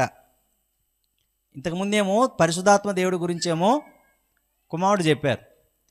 తండ్రి అయిన దేవుడు ఏం చెప్తున్నాడు మళ్ళీ అదే పరిశుద్ధాత్మను గురించి? మీరు ఈ లోక సంబంధమైనటువంటి శక్తి బలము ద్వారా మీరు విడుదల చెందుతారు అనుకుంటారేమో, కానీ అంతకన్నా పవర్ఫుల్ది ఒకటి ఉంది.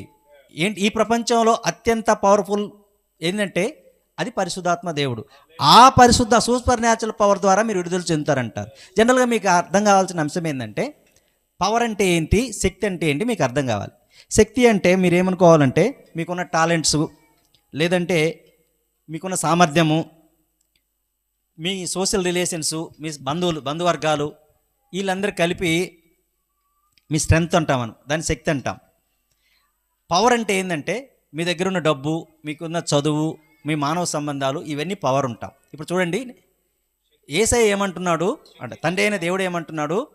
మీ యొక్క తెలివి అంటే మీ టాలెంట్, మీ ప్రతిభలు కాదు, మీ సామర్థ్యం కాదు, మీ స్ట్రెంగ్త్ కాదు, మీ యొక్క డబ్బు కాదు, మీ యొక్క విద్య కాదు, మీ యొక్క మానవ సంబంధాలలో, మనుషుల బంధాలలో కాదు, వాటన్నిటికన్నా మించిన పవరు ఆయన పరిశుద్ధాత్మ దేవుడి దగ్గర ఉంటుంది. మీరు నిజంగా, అందుకనే చూడండి, ఆ బలహీనులైనటువంటి వ్యక్తులు, ఆ బలహీనమైన మనస్తత్వం ఉన్నటువంటి ఆ చిన్నటువంటి వ్యక్తులు ప్రపంచాన్ని గడగడలాడించారు, రాజులను ఎదుర్కొన్నారు, మరణాన్ని దగ్గరికి ఆహ్వానించారు. ఎలా వచ్చింది వాళ్ళకి? ఇది పరిశుద్ధాత్మ దేవుని యొక్క సహవాసము వాళ్ళకుంటే. ప్రియ సహోదరులారా, మీ జీవితంలో, నా జీవితంలో ఏదైనా కొరత ఉందని మీరు అనుకుంటే బాధపడటం కాదు, అంటే ఎమోషన్ అంటే బాధపడటం కాదు, దాని ప్లేస్లో ఏం కావాలి? అవగాహన కావాలి. ఏం కావాలి? అవగాహన ఏంది? నేను పరిశుద్ధాత్మ దేవునితో సరైన సంబంధాన్ని కలిగి లేను కనుక సరిదిద్దుకోవాల్సింది మొట్టమొదటి ఎక్కడ? మన ప్రవర్తనలో, మన ఆలోచనలో. మనం ఈ లోకానికి ఉప్పై ఉన్నామా? మనం ఈ లోకానికి వెలుగై ఉన్నామా? మనం ఈ లోకానికి ఇతరులకు ఆశ్రయమై ఉన్నామా? మనము మన దేవుణ్ణి మహింపరుస్తున్నామా? ఒకసారి చెక్ చేసుకోవాలి. ఎప్పుడైతే మనము, ఉప్పు అంటే ఏంటి అర్థము? అంతకుముందు ఉన్న కూరగాయలకు ఇంకా టేస్ట్ పెంచుద్ది, అది రుచి పెంచుతుంది. అంటే మనం ఏమై ఉండాలి? ఒకరి జీవితంలో చేస్తున్న పనికి, వారి యొక్క పనికి విలువను పెంచే వాళ్ళగా మనం ఉండాలి. పని కొట్టే వాళ్ళం కాదు ఉండాల్సింది. దేశం పెంచుకొని వాళ్ళను ఈర్ష పెంచుకోకూడదు. మనం ఏం చేయి ఉండాలి? నేను ఇప్పుడు ఈరోజు ఇక్కడ ఈ పని చేస్తున్నాను అంటే ఈ పనిని నేను ఇంకా పెంచడానికి నేను ఏమి యాడ్ చేయగలుగుతాను అన్న పాత్ర పోషించాలి. వెలుగు అంటే ఏంటంటే క్లారిటీ ఇవ్వాలి. ఇప్పుడు నేను మీ క్లారిటీ, దేవుడు మీతో నాతో మాట్లాడుతుంది ఏంది? క్లారిటీ. మన కష్టాలకు ఇబ్బందులకు కారణం ఏమని క్లారిటీ ఇస్తున్నాడు దేవుడు మనకు? ఆత్మతో దేవునితో మనకు సరైన సంబంధము లేకపోవటం అని క్లారిటీ ఇస్తున్నాడు. మనం ఇతరులకు వెలుగు అయిపోయి ఉండాలి. అంటే వాళ్ళ సమస్యకు ప్రధానమైన కారణము వాళ్ళ తెలివి తక్కువ అయ్యేవాళ్ళు కాదు, వాళ్ళకి టాలెంట్ లేక కాదు, వాళ్ళకి డబ్బు లేక కాదు, వాళ్ళకు మానవ బలగాలు లేక కాదు, వాళ్ళకి లేనిదేంది? ఆత్మదేవుడు సహవాసం లేదు. ఆత్మదేవుడు సహవాసం లేదు కనుక వారి శక్తి చేత, ప్రతిభ చేత, బలం చేత, డబ్బు చేత వాళ్ళు అధిగమించలేనటువంటి సమస్యలు వాళ్ళకు ఉంటాయి. ఆత్మదేవుని సహవాసాన్ని వాళ్ళకి అందించాలి. ఆత్మదేవుని సహవాసం అని వాళ్ళకి అందించాలంటే, నువ్వు వెలుగుగా ఉండాలంటే నువ్వు ఏం చేయాలి? ఇప్పుడు గొర్రెపిల్ల మనస్తత్వం ఎట్లా ఉంటుందో చూపించాలి. అందుకనే మనం ప్రతి దాంట్లో మనం ఎక్కడికి వచ్చినా క్రీస్తు సెంటర్డ్ పర్సన్గా ఉండాలి. యేసు ప్రభువును సెంటర్డ్గా, ఆయన యొక్క మనస్సు, ఆయన యొక్క క్రియ, ఆయన యొక్క మాట, ఆయన యొక్క త్యాగము మన జీవితాలలో నూతనమైన వ్యక్తులుగా మనం మారాలి. అప్పుడు వాళ్ళిద్దరి మధ్య సఖ్యత ఉన్నట్టుగా అదే దేవుడు యేసయ్యకు ఏ ఆత్మను తన మీద ఉంచాడో ఆ ఆత్మను మనకు అనుగ్రహిస్తున్నాడు. అదే శక్తిని మనకు అనుగ్రహిస్తున్నాడు. కనుక మనము భయపడాల్సిన అవసరం లేదు. కానీ చేయవలసిన పని ఒకటి ఉంది. ఏంటి ఆ పని? మనల్ని సరిదిద్దుకోవాలి. సరే, యేసు ప్రభువులు వారు గణపరిచినప్పుడు ఆత్మదేవుడు ఉంటాడనుకున్నాం. యేసు ప్రభువును గణపరిచే ముందు ఆయన మనస్తత్వంలో మనం ఉండాలనుకున్నాం. ఇప్పుడు 2 తిమోతికి రాసిన పత్రిక 1:7 చూసినట్లయితే, పరిశుద్ధాత్మ దేవుడితో సంబంధాన్ని కలిగి ఉన్న వ్యక్తికి ఇంకేమి యాడ్ అవుతాయి? తనలో ఏమి యాడ్ అవుతాయి? ఫలాలేంటి? ఫలితాలేంటి? రిజల్ట్స్ ఏంటి? 2 తిమోతి 1:7. దేవుడు మనకు శక్తియు ప్రేమయు ఇంద్రియ నిగ్రహమును గల ఆత్మనే ఇచ్చెను గాని పిరికితనము గల ఆత్మను ఇయ్యలేదు. ఇక్కడ చూడండి, బెదురు వేరు, పిరికితనం వేరు. 2 పదాలు జాగ్రత్తగా. పరిశుద్ధాత్మ దేవుడిని బెదరగొట్టకూడదు. కానీ పరిశుద్ధాత్మ దేవుడు పిరికివాడు కాదు, సున్నితమైన వాడు, మెల్లనైన స్వరం, చాలా సెన్సిటివ్ పర్సన్. అంటే బెదురు వేరు, పిరికితనం వేరు. సో మనకు దేవుడిచ్చింది, మనకేమేమి యాడ్ అవుతాయంట ఫలితాలు మన జీవితంలో? 1 పవర్ యాడ్ అవుతుంది, 2 ప్రేమ యాడ్ అవుతుంది, 3 శక్తి యాడ్ అవుతుంది, strong force, super natural power add అవుతుంది. అంటే సౌండ్ జడ్జిమెంట్ అంటారు, న్యాయమైన తీర్పు, మన జీవితానికి న్యాయమైనటువంటి ఒక తీర్పు వస్తుంది. అంటే పరిశుద్ధాత్మ దేవుడు ఒక మనిషి దగ్గర స్నేహం చేస్తే ఆ వ్యక్తికి ఈ 3 తోడవుతాయి. 1 పవరు, 2 ప్రేమ, 3 న్యాయం, సౌండ్ జడ్జిమెంట్ అంటే సరైన తీర్పు. ఇప్పుడు ఈ 3 యాడ్ అవుతాయి. చూడండి, పరిశుద్ధాత్మ అంటే పవరు. ఏ పవర్ యాడ్ అవుతుంది? ఎటువంటి పవర్, శక్తి యాడ్ అవుతుంది? మీ టాలెంట్మైన శక్తి కాదు ఆయన చెప్తుంది. మీ యొక్క ప్రతిభ గురించి ఆయన ఆ శక్తి గురించి చెప్పడం, ఆ పవర్ గురించి చెప్పడం లేదు. మీ డబ్బు పవర్ గురించి చెప్పడం లేదు. అన్నిటికన్నా అతీతమైనటువంటి ఒక పవర్ మీకు యాడ్ అవుతుంది. ఆ పవర్ ఏంటంటే యేసు ప్రభు, Jesus Christ is the ultimate power to solve all kind of human kinds, all things. నువ్వు ఆర్థిక సమస్యలో ఉన్నా ఆయన పేదవాడుగా ఉండి శిలువ మరణం పొందాడు. మీరు అనారోగ్యంలో ఉన్నా మన కోసం దెబ్బలు తిని మనకు ఆరోగ్యం ఇచ్చాడు. మనము దోషిగా ఉన్నా మనల్ని క్షమించడానికి ఆయన దోషి అయ్యాడు.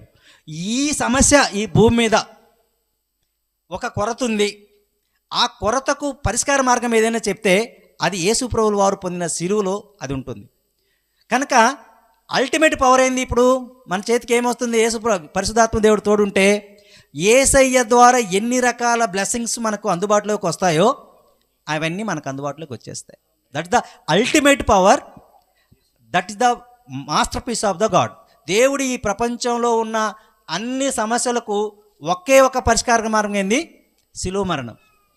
యేసయ్య పొందిన ఆ శిలువ మరణం ద్వారా ఈ ప్రపంచంలో ఉన్న సమస్తమైన అన్ని రకాలైన అన్ని విధాలైనటువంటి రుగ్మతలకు, సమస్యలకు పరిష్కార మార్గం ఆ శిలువలో దొరుకుతుంది. అంటే పరిశుద్ధాత్మ దేవుడు కనెక్ట్ అయితే ఎవరు కనెక్ట్ అవుతుంది? యేసయ్య మరణం ద్వారా సంక్రమించేటువంటి అన్ని మిరకల్స్, బ్లెస్సింగ్స్ మీ అందుబాటులో ఉన్నాయి. అంటే ఇక్కడ మీరు అది నమ్ముతున్నారా? నేను నమ్ముతున్నా.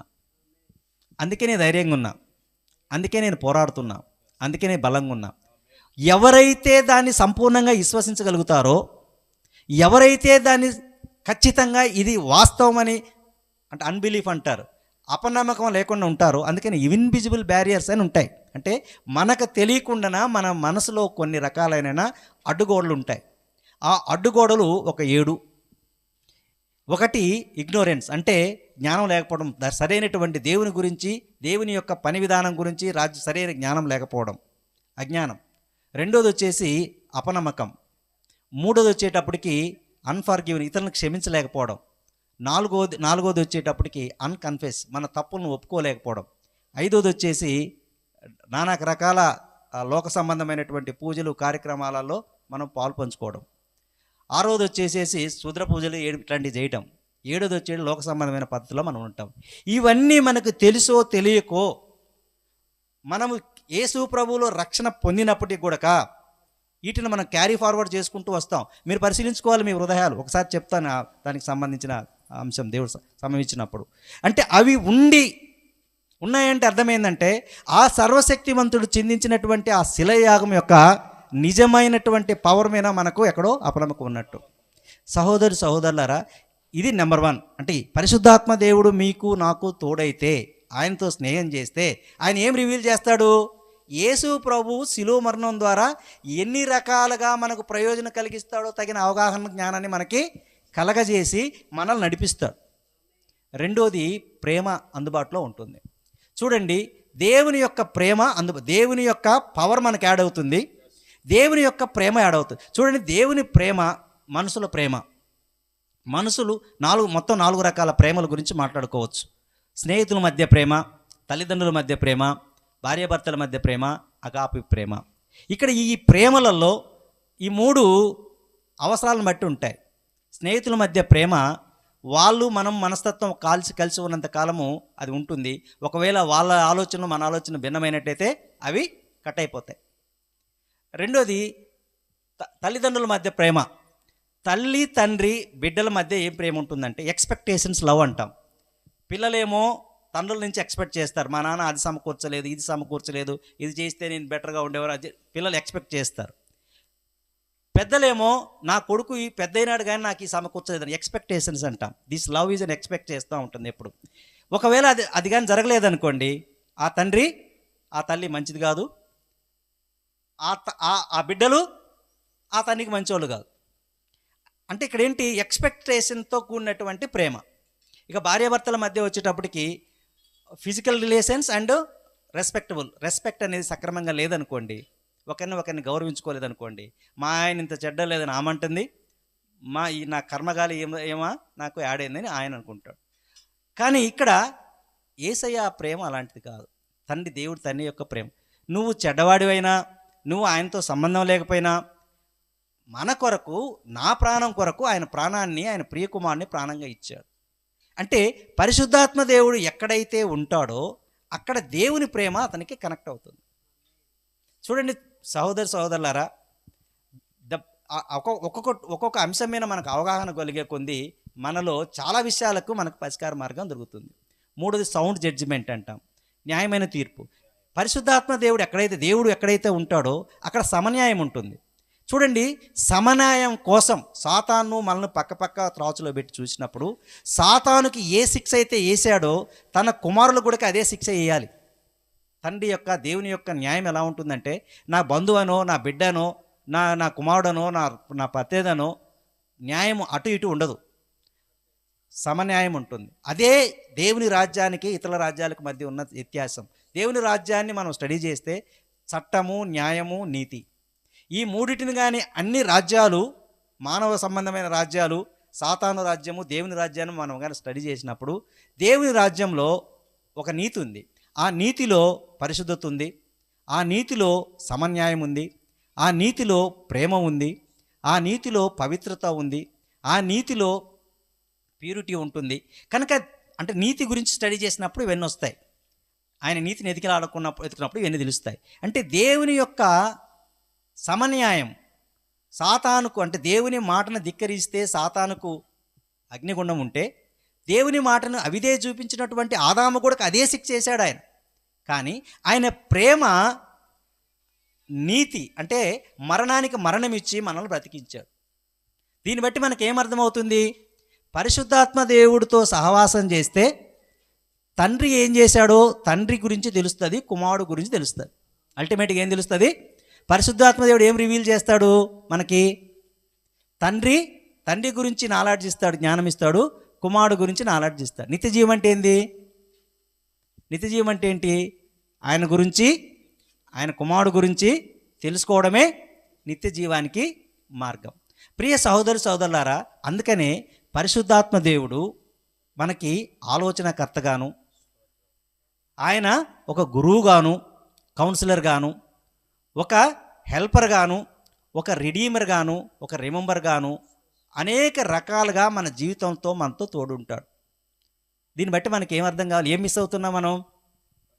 మీరు ఆరాధనలో చాలా గొప్పవాళ్ళే, బైబిల్ చదవటంలో చాలా గొప్పవాళ్ళే, దేవుడి గురించి మాట్లాడటంలో గొప్పవాళ్ళే, కానీ ఒక కొరత ఉంది. ఏంది ఆ కొరత? పరిశుద్ధాత్మ దేవుని ఆయనకి ఇవ్వవలసిన స్థానాన్ని, ఆయనకి ఇవ్వవలసిన గౌరవాన్ని మనము ఇవ్వడం లేదు. దీన్ని బట్టి అంటే ఈ సంవత్సరం అంటే మనం జనరల్గా అందుకనే తండ్రిని కనపరిచాము, కుమారుని కనపరిచాము. ఈరోజు ఈ మెసేజ్ ద్వారా ఆత్మదేవుని కూడా అదే స్థాయిలో మనం గనపరచగలగాలి. ఈ 3 ప్రక్రియలు జరగాలి. తండ్రిని గనపరచడంలో, కుమారుని గనపరచడంలో, ఆత్మదేవుని గనపరచ సమాన స్థాయిలో మనం కానీ చేసినప్పుడు వచ్చే సంవత్సరము ఇక్కడ మీరు ఏం మాట్లాడతారు? అప్పుడు దేవుని ప్రేమ ఎలా చేసింది, దేవుని గొప్పతనం ఏంటి. ఇప్పుడు నేను మాట్లాడుతున్నా కదా, నా జీవితంలో ఆయన చేసిన మేలుల్ని ఎక్కడికంటే అక్కడికి వెళ్ళి చెప్తున్నాను కదా, అలా చెప్పేవాళ్ళుగా మీరు తయారవుతారు. కొరతల గురించి ఆలోచించరు, సమస్యల గురించి ఆలోచించరు, వాటిని పరిష్కరించే ఎట్లా ఏమడగాలి. ఇంతకుముందు ఎవరో ఒక మా సాక్ష్యం చెప్పేటప్పుడు ఏం చెప్తుందంటే, అమ్మ నాకేంటి ప్రభువా ఇలాంటి సమస్యలు వచ్చినాయి అనేది. అంటే తన మైండ్కి ఏం చెప్తుంది? సమస్యల గురించి చెప్తుంది. అదే ప్లేస్లో నేనుంటే ఏమంటాను? ప్రభువా నీకు వందనాలయ్యా, నా తోడున్నావు, ఈ సమస్య నుంచి అధిగమించేటువంటి కొత్త ఆలోచన దయచేయండి అని అడుగుతారు. ప్రభువా నాకు ఎందుకు ఈ సమస్య వచ్చిందని అడగను. ఒకవేళ అడుగుతున్నానంటే దాని అర్థమైంది, నాకు పరిశుద్ధాత్మ దేవుడు తగిన ఆలోచనను ఇవ్వటం లేదు. అదే ఇప్పుడు నేనేమంటున్నాను? Thank you Lord, you are with me, సదాకాలం నాకు తోడుగా ఉంటానన్నావు, నాతో ఉన్నావు, నన్ను ఇప్పుడు దాకా నడిపించావు. అయితే ఇక్కడ ఇంకా దాన్ని అధిగమించలేదు, నేను కావలసినటువంటి శక్తిని, బలాన్ని, జ్ఞానాన్ని నాకు ఇవ్వు తండ్రి అని అడుగుతాను. మీరు అలాంటి పదాలు మీ హృదయంలో నుంచి రాలేదనుకోండి, ఆలోచనకర్త మనతో బంధంతో పెంచుకోలేడు, పెనవేసుకోలేదు. కనుక మీరు చేయవలసిన పని, నేను చేయవలసిన పని ఏంటంటే ఆత్మదేవునితో మనము బలమైనటువంటి సహవాసాన్ని పెంచుకోవటానికి గొర్రెపిల్ల మనస్తత్వం కలిగి యేసయ్యను గణపరచడం అనేటువంటి పనిలో మనం ఉన్నట్లయితే ఆత్మదేవుడు మనలో కార్యం, మన లోపలికి వస్తాడు. బయట ఉన్న ఆయన లోపలికి వచ్చి మనల్ని పరిపాలించి మన అన్ని సమస్యలని ఆయన సాల్వ్ చేసే శక్తి ఉంటుంది. కనుక మరొకసారి ఈ 2025 సంవత్సర చివరి ఈ వర్తమానంలో నా వైపు నుంచి మీకున్న వర్తమానంలో తండ్రి గురించి మనం మాట్లాడుకొని గణపరుచుకున్నాం, కుమారుని గురించి గణపరుచుకున్నాం, పరిశుద్ధాత్మ దేవుని గురించి కనపరుచుకున్నాం. ఈ మూడిటి మధ్య ఒక సింక్రనైజేషన్ సంబంధం ఉంది. వచ్చే సంవత్సరంలో దేవుడు మనందరికీ తగినటువంటి జీవితాన్ని పొడిగించినట్లయితే దాని గురించి ధ్యానం చేద్దాం. Thank you very much. God bless you.